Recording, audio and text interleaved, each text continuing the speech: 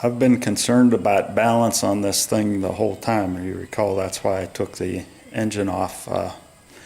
And now I'm heavy in the back. If you notice, I'm sitting off of the jack stands up front. It was a good thing that I had the jack stand underneath the differential. I'm trying to move my bridge jack back to where I can use it on the back end to lower the differential down onto it.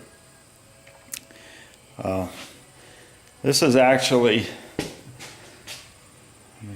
let me show you over here. It's actually very close to balanced because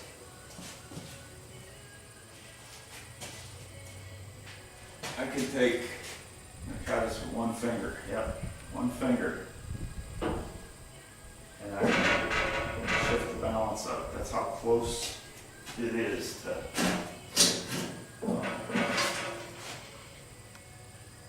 balance. So I'm going to use this strap here. I'm going to strap the front end down so that I can play with my jacks in the back and get in position where I need them to do the work.